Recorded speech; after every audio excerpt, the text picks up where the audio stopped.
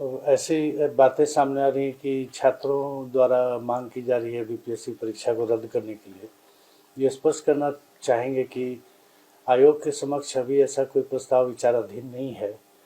परीक्षा के बाद जो आयोग द्वारा समीक्षा की गई उसमें 912 में 911 सेंटर में जिला पदाधिकारी द्वारा प्रेषित प्रतिवेदन या सेंटर सुपरिटेंडेंट द्वारा जो रिपोर्ट दिए गए 911 केंद्र में सही ढंग से और शांतिपूर्ण रूप से परीक्षा हुई, कदाचार मुक्त।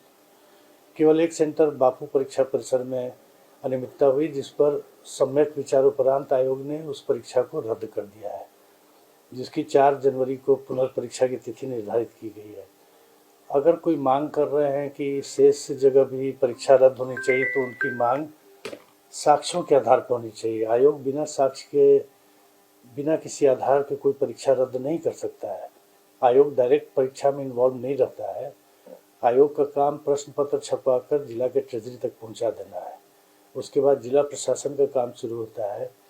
तो जिला प्रशासन से जब तक ऐसा कोई प्रतिवेदन प्राप्त नहीं होगा कि कोई अनियमितता हुई, कोई दिक्कत हुई, कोई गड़बड़ी हुई, कदाचार हुआ, तब तक आयोग किसी परीक्षा को रद्द नहीं कर सकता है।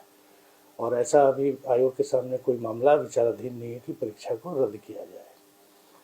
कुछ लोगों द्वारा कई तरह के आरोप लगाए जा रहे हैं, लेकिन सभी आधारहीन, किसी के बारे में कोई साक्ष्य उपलब्ध नहीं कराया गया है। जैसे कुछ लोगों का कहना है छात्रों का कि कई केंद्रों पर सीसीटीवी और जैमर काम नहीं कर रहे थे। किसी कमरे में बैठा हुआ आदमी जिसके पास न मोबाइल है, वो परीक्षा देने आया हुआ है, उसको कैसे पता कि जैमर काम नहीं कर रहा और सीसीटीवी काम नहीं कर रहा है। इस तरह के मनगढ़ंत आरोपों को आयोग गंभीरता से नहीं लेता है। और जैमर काम कर रहे थे कि नहीं, सीसीटीवी काम कर रहा था कि नहीं, बायोमेट्रिक काम कर रहा था कि नहीं, ये सब मॉनिटरिंग आयोग के कंट्रोल रूम से होती है। कुछ जगह समस्या थी जिसको कि बात करके दूर कर लिया गया। सीसीटीवी और जैमर कोई मैंडेटरी थोड़ी है कि काम नहीं कर रहा था तो कोई परीक्षा में व्यवधान उत्पन्न हो गया। पहले परीक्षा नहीं होती थी सीसीटीवी और बिना जैमर के।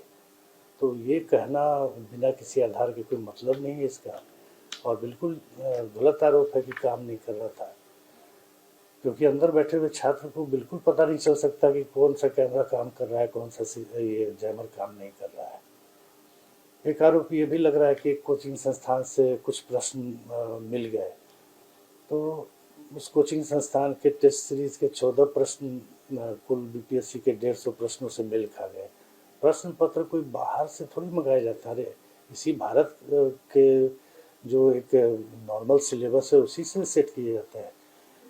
ये तो बुरी बात है कि 150 में मात्र टेस्ट सीरीज से 14 प्रश्न मतलब मिले। अब उस टेस्ट सीरीज पर जो डिपेंडेंट हो जाएगा तो वो कभी पास नहीं कर पाएगा। एक तरफ कहा जा रहा है कि आसान प्रश्न पत्र आए थे, तो आसान प्रश्न पत्र आए तो कट ऑफ हार जाएगा, 100 जाएगा, 110 जाएगा 150 में। अगर कठिन प्रश्न आते हैं तो 80 जाएगा। इसमें कौन सी बड़ी बात है। और ये जब कहा जा रहा है कि आसान प्रश्न आए थे तो कट ऑफ ऑब्वियसली हार जाएगा, तो वैसी स्थिति में 14 प्रश्नों का लड़ना कौन सी बड़ी बात है। वो कभी पास करेगा स्टूडेंट?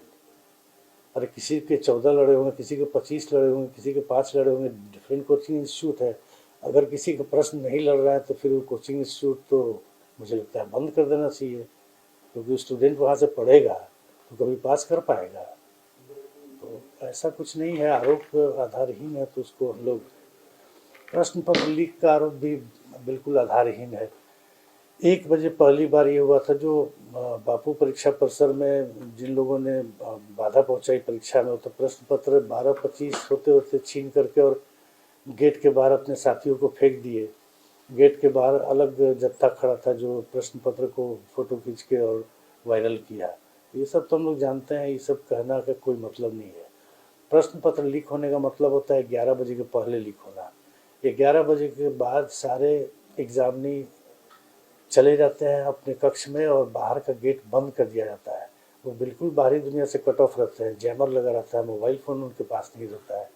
11 बजे के बाद अगर कोई प्रश्न पत्र बाहर भेज भी देता है तो किसी भी हाल में वो सॉल्व होकर परीक्षार्थी तक पहुंच ही नहीं सकता है।